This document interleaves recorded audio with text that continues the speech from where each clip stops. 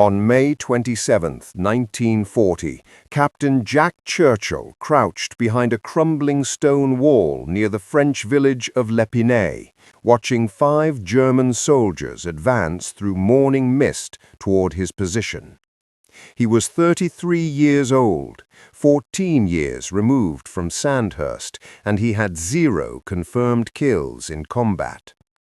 The Wehrmacht had already crushed Poland in 36 days. Now their panzers were tearing through France at 40 miles per day, and the entire British expeditionary force was running to the sea. Churchill's company had lost 11 men in the past 72 hours. The Germans had better tanks, better aircraft, better coordination. British soldiers were dying by the hundreds along every road leading to Dunkirk. The retreat had become a rout. Officers were burning classified documents in ditches. Sergeants were burying equipment they could not carry. Private soldiers were throwing away their rifles just to run faster toward the coast. But Jack Churchill was not running. He was carrying a 6-foot English longbow, 70 pounds of draw weight, effective range of 200 yards in the hands of an expert archer, and Churchill was an expert. He had represented Great Britain at the World Archery Championships in Oslo just 11 months earlier, finishing 26th out of 63 competitors from 14 nations. Not a champion, but good enough to put an arrow through a playing card at 50 yards, good enough to kill a man before that man ever heard the shot. The German patrol was now at 30 yards, close enough. Churchill could see the sergeant leading them, a veteran by the look of his careful movements, probably a man who had fought through the Polish campaign. The sergeant was scanning the hedge, checking windows, looking for the standard threats, rifles, machine guns, grenades. He never thought to look for a medieval weapon. Churchill drew the bowstring back to his ear. The yew creaked under the tension. His fingers found the familiar anchor position on the string, the same position he had used 10,000 times in practice. He had made this exact shot countless times at targets. He had never made it with a human being at the other end. The arrow flew. The German sergeant dropped without a sound, the shaft buried deep in his chest. It was the first confirmed longbow kill in a European war since the 17th century. It would be the last confirmed longbow kill of the entire Second World War, and it happened because one British officer refused to accept that modern warfare had made ancient weapons obsolete. The British Army did not know what to do with Jack Churchill. He had graduated from the Royal Military College at Sandhurst in 1926 and served with the Manchester Regiment in Burma. He had spent a decade learning to be a conventional infantry officer. Then he had quit the army entirely in 1936 because peacetime soldiering bored him to exhaustion. He had worked as a newspaper editor in Nairobi, Kenya. He had appeared in films as an archer and a bagpipe player, including a small role in The Thief of Baghdad. He had ridden motorcycles 1,500 miles across Burma and India, once crashing into a water buffalo on a rural road. When war broke out in September 1939, Churchill immediately rejoined his regiment, but he did not rejoin as a normal officer. He brought his longbow, the same weapon he had used in international competition. He brought his Scottish broadsword, a basket-hilted claymore of the type his ancestors had carried into battle centuries earlier. And he brought a set of Highland bagpipes that he had taught himself to play during his years in Burma. His fellow officers thought he was eccentric at best, mentally unstable at worst. His commanding officers thought he was a liability. The War Office had no regulation covering officers who wished to carry medieval weapons into battle against panzer divisions armed with 88mm guns. Churchill did not care what any of them thought. He had studied military history extensively. He knew that modern rifles were more accurate than longbows at long range. He knew that a Mauser could fire 15 rounds per minute, while a longbow could loose perhaps 10. But he also knew something that the tacticians in London had forgotten. In close combat, in the chaos of an ambush, in the terror of hand-to-hand fighting, psychological warfare mattered as much as raw firepower. A man charging at you with a broadsword and a Highland war cry was more terrifying than a man pointing a rifle from cover. And a man who could kill you silently with an arrow before you even knew he was there had an advantage that no amount of modern technology could match. The British Expeditionary Force evacuated 338,000 soldiers from the beaches of Dunkirk between May 26 and June 4, 1940. Most of them left behind their weapons, their vehicles, their equipment, their pride. They came home defeated, exhausted, expecting a German invasion within weeks. Jack Churchill came home with his bow, his sword, and his bagpipes. He had covered the retreat of his company. He had killed enemy soldiers with weapons that belonged in a museum, and he was just getting started. Within weeks of returning from Dunkirk, Churchill volunteered for a new unit that the War Office was secretly forming. They called themselves the Commandos. The training would be brutal beyond anything the British Army had ever attempted. The missions would be suicidal raids into Nazi-occupied territory. The casualty rates were expected to be catastrophic. Churchill requested permission to bring his sword and bow on operations. The Commandos said yes. By December 1941, he would be leading men onto a frozen Norwegian beach at dawn, bagpipes screaming into the Arctic wind, broadsword raised above his head, about to prove that sometimes the oldest ways of war were still the deadliest. The British Commandos were born from desperation. In June 1940, Britain stood alone against Nazi Germany. The army had lost most of its equipment at Dunkirk, and invasion seemed imminent. Prime Minister Winston Churchill demanded a force that could strike back at the enemy, even if only to prove that Britain was still fighting. The concept was simple but brutal. Small teams of highly trained soldiers would raid the coastlines of occupied Europe. They would destroy facilities, kill Germans, gather intelligence, and disappear before reinforcements arrived. Jack Churchill joined No. 3 Commando in late 1940 and threw himself into the training program.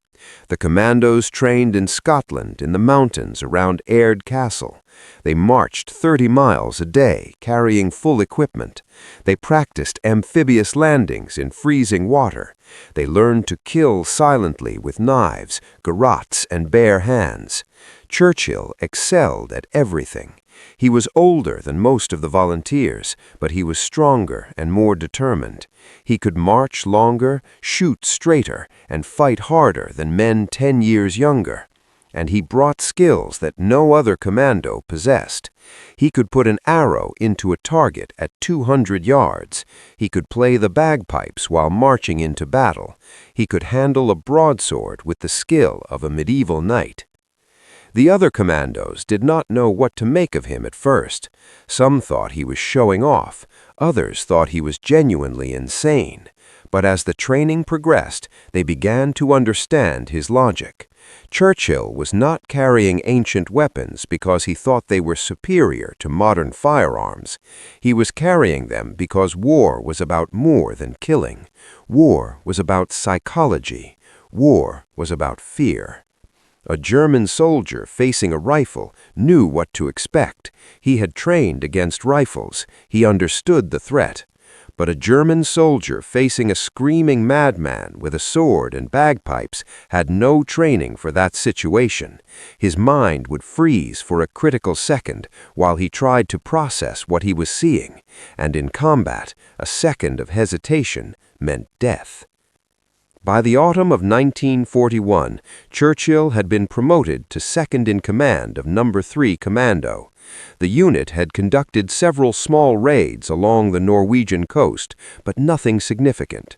Then, in November, the order came down from Combined Operations Headquarters. No. 3 Commando would lead a major assault on WWII, a small island on the Norwegian coast.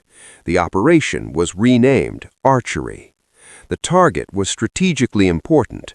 WWII controlled access to a network of fjords that German ships used to transport iron ore from Sweden.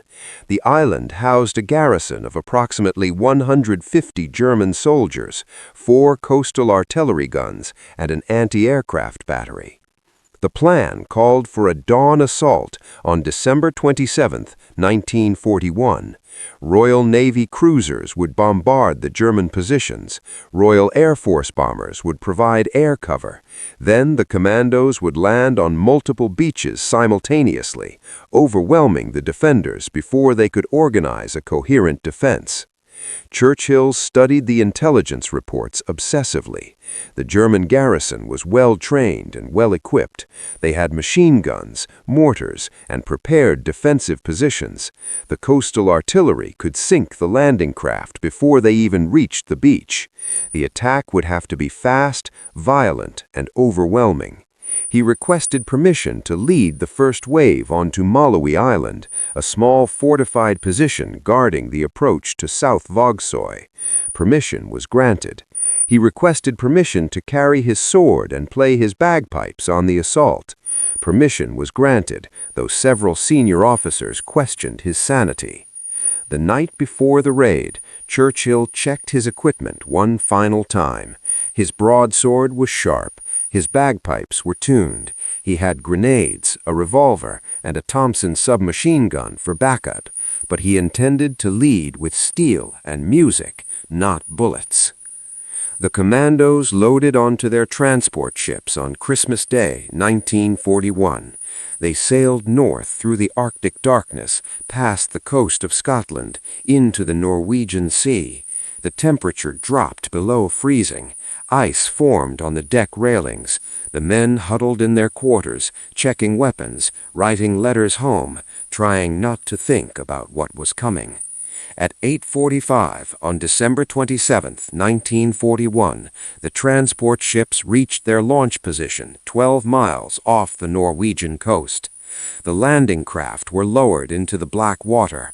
The commandos climbed down the cargo nets in full combat gear. Churchill took his position in the bow of the lead craft, bagpipes in hand, sword at his belt. In 90 minutes, he would either be dead or legendary. The landing craft carrying Jack Churchill and 105 commandos approached Malawi Island through a curtain of smoke. Royal Air Force Hampden bombers had dropped smoke canisters along the shoreline to blind the German gunners. The cruiser HMS Kenya was firing salvos at the shore battery, her 6-inch guns thundering across the fjord. Explosions lit up the Norwegian coast like lightning. Churchill stood in the bow of the lead craft, fully exposed to enemy fire. The other commandos crouched behind the steel gunwales, but their commander remained standing. He had his bagpipes inflated and ready. The shore was 200 yards, then 150, then 100. At 8:48 on December 27, 1941, the ramp of Churchill's landing craft dropped onto the rocky beach of Malawi Island. Before any of his men could move, Churchill stepped forward into the freezing surf and began playing the March of the Cameron Men. The sound of the bagpipes cut through the explosions and gunfire like a blade through cloth. It was the most Scottish sound in the world, and it was coming from a beach in Nazi-occupied Norway. The Germans in the shore battery heard it and could not believe what they were hearing. They had been trained to fight British soldiers with rifles and grenades. They had not been trained to fight a madman playing music while walking calmly towards their guns. Churchill finished the tune, set down his bagpipes, pulled a grenade from his belt, and hurled it at the nearest German position. Then he drew his broadsword and charged up the beach, screaming at his men to follow. The commandos surged behind him, firing their Thompson submachine guns and infantry rifles. The Germans tried to respond, but they were disorganized, confused, still trying to understand what was happening. The assault on Malawi Island took less than 10 minutes. Churchill led his men through the German positions systematically, clearing bunkers and gun emplacements one by one. The 4 coastal artillery guns were destroyed with explosive charges. The anti-aircraft battery was overrun and captured. The German commander was taken prisoner, along with 15 of his men. Churchill received a radio message from the main assault force attacking the town of South WWII. They were meeting heavy resistance. German reinforcements had arrived overnight, and the garrison was larger than intelligence had estimated. Street fighting had broken out in the town center. Casualties were mounting. Churchill gathered his remaining men and commandeered a landing craft to cross the narrow strait to South WWII. He arrived to find chaos. German snipers were firing from windows and rooftops. Machine gun nests covered the main streets. British commandos were pinned down behind walls and inside buildings, unable to advance. Churchill deployed his commandos into the fight immediately. He personally led a flanking attack down a side street, sword drawn, moving from cover to cover. The Germans fell back under the pressure, unable to hold their positions against attackers coming from multiple directions. The battle for South WWII lasted until mid-afternoon. The commandos systematically cleared the town building by building, room by room. They destroyed the fish oil factories with demolition charges. They captured German documents and code books. They took over 100 prisoners. But the victory came at a cost. 17 British commandos were killed in the fighting. 53 more were wounded. Churchill emerged from the battle without a scratch. His sword had blood on it. His bagpipes were undamaged. His reputation was made. By the summer of 1943, Churchill had been promoted to commanding officer of No. 2 Commando. His next mission would take him to the beaches of Sicily, to the mountains of Italy, and to the most audacious prisoner capture of the entire war. 42 Germans were about to learn that surrendering to a man with a sword was better than dying on his blade. The Allied invasion of Sicily began on July 9, 1943. Operation Husky was the largest amphibious assault in history up to that point. 160,000 troops from Britain, America, and Canada landed on the southern coast of the island within the first 3 days. No. 2 Commando landed at Catania on the eastern coast of Sicily under the command of Lieutenant Colonel Jack Churchill.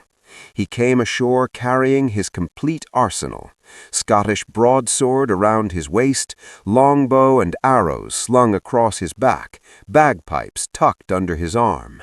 His men no longer questioned his equipment choices. They had seen what he could do at WWII. They trusted him completely. The invasion of mainland Italy followed in September. No. 2 Commando landed at Salerno on September 9, 1943. They immediately encountered fierce resistance. The Germans had anticipated the invasion and reinforced the area with panzer divisions and artillery. The beachhead came under heavy fire within hours of the landing. Churchill's commandos were assigned to defend a critical road and rail junction at the town of Vietri sul Mare, overlooking the western half of the Bay of Salerno. For 5 consecutive days, Churchill and his men held Vietri against repeated German counterattacks. They fought from buildings, from ditches, from rubble. They repelled infantry assaults and tank probes. On the night of September 14th, Churchill received new orders. German forces had occupied the hills above the town of Molina, controlling a strategic pass leading down to the Salerno beachhead.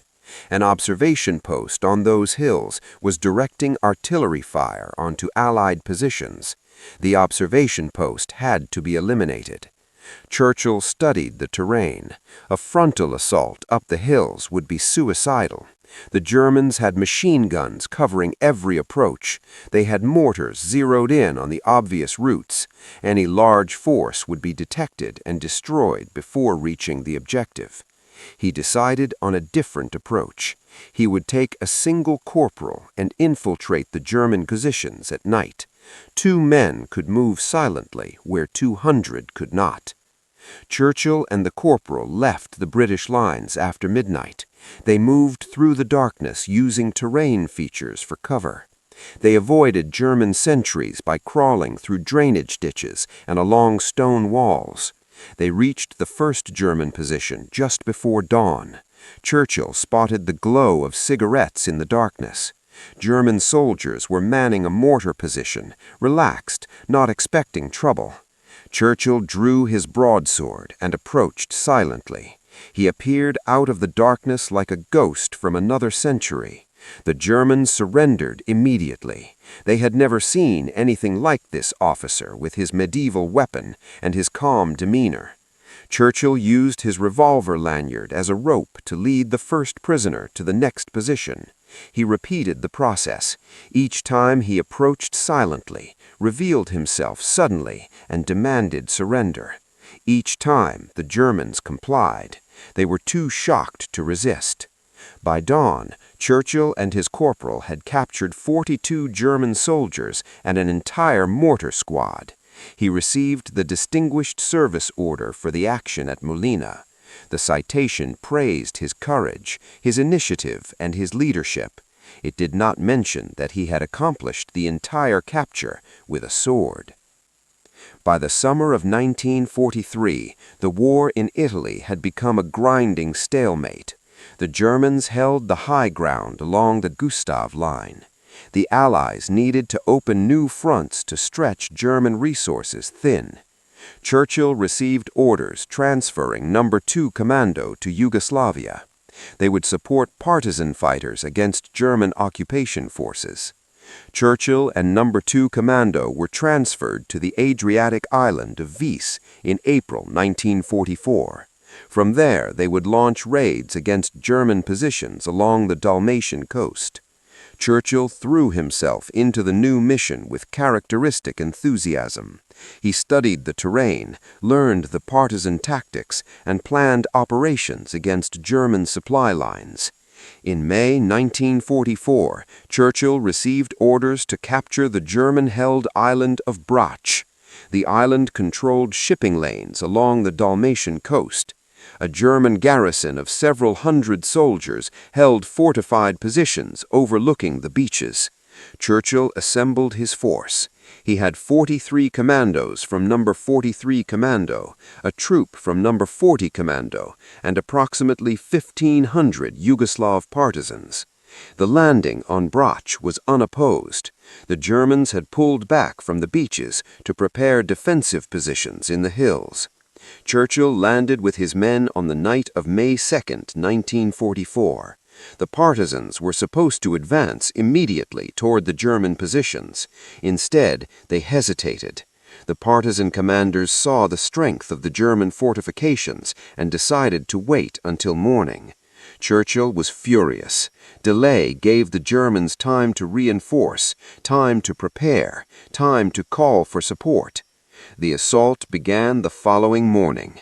No. 43 Commando launched a flanking attack on the German positions, while Churchill led elements from No. 40 Commando in a direct assault. The partisans remained at the landing area, providing no support. Churchill and his commandos were on their own. The Germans were ready for them. Machine gun fire swept the approaches to the hilltop positions. Mortar rounds exploded among the advancing commandos. Churchill pushed forward anyway, bagpipes playing, sword at his side, urging his men up the slope. A German mortar team had zeroed in on Churchill's position. They fired a salvo of rounds directly into the group of commandos gathered around their commander. The explosions killed or wounded every man except Churchill himself. He survived only because he had been standing slightly apart from the group, playing his bagpipes to encourage the attack. The Germans approached cautiously. They could not believe what they were seeing. A British officer surrounded by the bodies of his men, playing music while they pointed rifles at him. They did not shoot. They were too confused, too curious, perhaps too respectful of a man who faced death with such composure. A German grenade exploded near Churchill, knocking him unconscious.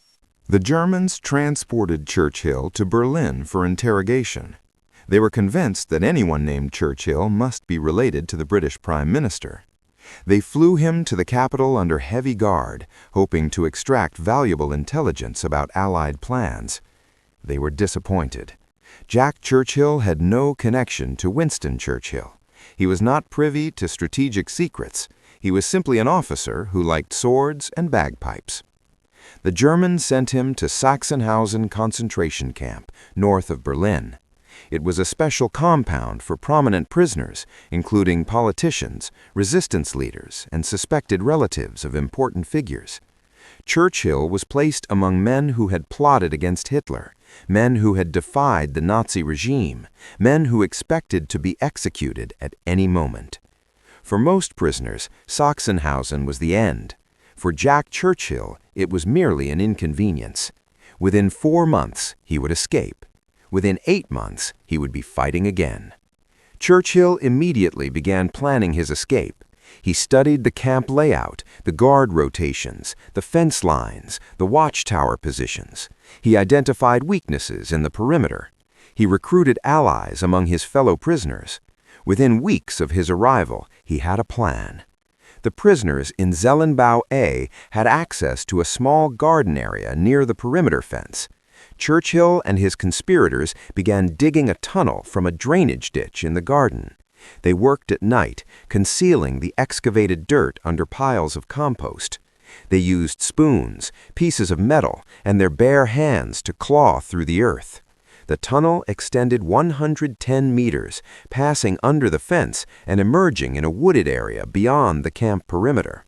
On September 23, 1944, Churchill and 4 other British officers crawled through the tunnel to freedom. Churchill paired with squadron leader Bertram James, one of the Great Escape survivors. Their plan was to walk north to the Baltic coast, approximately 200 kilometers away, and find a boat to neutral Sweden. For 2 weeks, Churchill and James moved through Nazi Germany on foot. They traveled at night and hid during the day. They stole vegetables from fields and drank from streams. They avoided roads, towns, and anywhere Germans might spot 2 ragged men who did not speak the language. They made it to within a few kilometers of the Baltic coast before their luck ran out. A German patrol spotted them near the town of Rostock and demanded identification. Churchill and James had none. They were arrested, interrogated, and identified as escaped prisoners from Sachsenhausen. Churchill was transferred to a camp in Austria, deep in the Alps, far from any Allied lines. The war was clearly turning against Germany by late 1944. The Soviets were advancing from the east. The Allies were pushing through France toward the Rhine. But for a prisoner in an Austrian mountain camp, liberation seemed impossibly distant. Churchill spent the winter of 1944 to 1945 as a prisoner. In late April 1945, Churchill and approximately 140 other prominent prisoners were transferred from Austria to the Treviso region of Italy. The SS planned to use them as hostages, bargaining chips in negotiations with the advancing Allies. The prisoners were marched through the mountains under heavy guard, not knowing if they would be released or executed. The end came unexpectedly. A delegation of prisoners approached senior Wehrmacht officers and expressed their fear of being murdered by the SS. The officers listened. A German army unit commanded by Captain Wichard von Alvensleben moved in to protect the prisoners. The Wehrmacht soldiers outnumbered the SS. After a tense standoff, the SS withdrew. Churchill began walking south toward Allied lines. He covered 150 kilometers on foot through the Italian Alps, crossing mountain passes and avoiding German stragglers. His ankle was injured. He had no food, no weapons, no identification. He walked anyway. After 8 days, he reached the town of Verona and encountered an American armored reconnaissance unit. The Americans did not know what to make of the ragged British officer who appeared out of the mountains claiming to be a commando lieutenant colonel. Churchill convinced them by sheer force of personality, by the authority in his voice, by the stories he told of swords and bagpipes and German prisoners captured at knife point. The Americans sent him back to Britain through military channels. Churchill arrived home in May 1945, just as the war in Europe was ending. Germany had surrendered. The concentration camps were being liberated. The fighting in Europe was over. But the war was not over. Japan was still fighting in the Pacific. Churchill immediately requested a transfer to the Far East. He wanted to fight the Japanese. He wanted to carry his sword into one more battle, to play his bagpipes on one more beach. The War Office approved his request. By summer 1945, Jack Churchill was on a ship heading east toward Burma, toward Japan, toward what he hoped would be the final chapter of his war.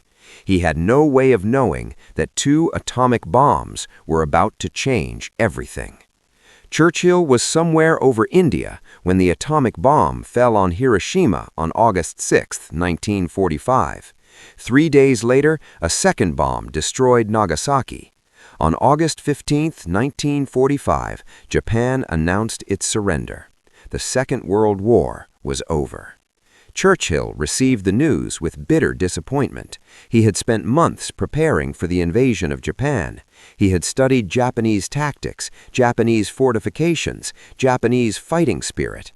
He had planned to lead commandos onto Japanese beaches with his sword and bagpipes, just as he had done in Norway, Sicily, and Yugoslavia. His reaction became legendary among those who served with him. He reportedly complained that without the American atomic bombs, the war could have continued for another 10 years. It was a dark joke, but it revealed something true about Churchill's character. He was a man who thrived in combat, who found meaning in the chaos of war, who felt most alive when death was closest. Peace was a foreign country to him. Churchill was transferred to Palestine in 1947 as second-in-command of the 1st Battalion Highland Light Infantry. The situation was explosive. Jewish refugees from the Holocaust were flooding into the territory, demanding a homeland. Arab Palestinians were resisting what they saw as an invasion. British soldiers were caught in the middle, trying to maintain order while both sides attacked them. The violence escalated throughout 1947 and into 1948. On April 13, 1948, a convoy of Jewish medical personnel was ambushed on the road to Hadassah Hospital on Mount Scopus in Jerusalem. 77 people were killed in what became known as the Hadassah Convoy Massacre. Churchill organized the evacuation of the surviving Jewish medical staff at Hadassah Hospital, who were now trapped on Mount Scopus, surrounded by hostile territory. He personally oversaw the operation, moving through contested areas with the same calm authority he had shown on battlefields across Europe. 700 Jewish doctors, students, and patients were evacuated from Mount Scopus under his protection. Churchill retired from the British Army in 1959 with the rank of lieutenant colonel. He had served for over 30 years, fought in one world war and several smaller conflicts, earned decorations from multiple nations, and survived experiences that would have killed most men 10 times over. His retirement was as eccentric as his military career. He developed a passion for radio-controlled model boats, building elaborate warships and sailing them on ponds near his home. He refurbished old steamboats and piloted them along the Thames between Richmond and Oxford. He continued to play the bagpipes at memorial ceremonies and regimental gatherings, a living connection to the commando traditions he had helped create. His daily commute became legendary among fellow train passengers. Churchill would ride the train home from London each evening, and as the train passed his neighborhood, he would open the window and throw his briefcase out onto the tracks. In fact, Churchill had calculated the exact spot where his garden bordered the railway line. The briefcase landed in his backyard every time, saving him the trouble of carrying it from the station. On July 21, 1955, a 48-year-old British Army officer stood on the banks of the River Severn in Gloucestershire, England. He was holding a homemade surfboard, watching the water for signs of the tidal bore, a wave that traveled up the river from the Bristol Channel twice each day. Local fishermen thought he was mad. Jack Churchill paddled out into the brown water and waited. The bore appeared as a white line on the horizon, moving upstream against the current. It was not a large wave by ocean standards, perhaps 5 feet at its peak, but it was a wave, and Churchill was determined to ride it. He caught the bore and surfed it for over a mile upstream, becoming one of the first people in Britain to ride a river wave. It was exactly the kind of absurd, unnecessary, slightly dangerous activity that had defined his entire life. He was not content to watch the wave pass. He had to be on it. Churchill died on March 8, 1996, at the age of 89. He had outlived most of his comrades from the commandos, most of his fellow prisoners from Sachsenhausen, most of the men he had led into battle across Europe.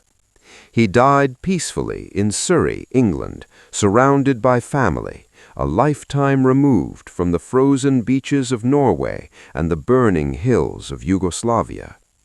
The obituary struggled to capture his life. One British newspaper wrote that if Churchill had not existed, it would have been impossible to invent him. No fictional hero with his story would seem credible.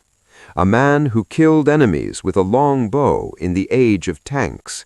A man who captured prisoners with a sword in the age of machine guns. A man who played bagpipes while mortars exploded around him.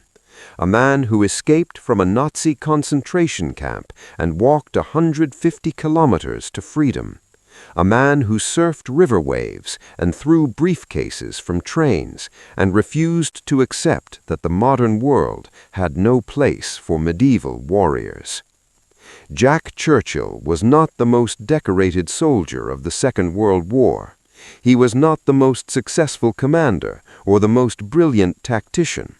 He did not win any decisive battles or change the course of history through strategic genius. What he did was simpler and perhaps more important. He proved that individual courage still mattered. He proved that unconventional thinking could overcome superior firepower.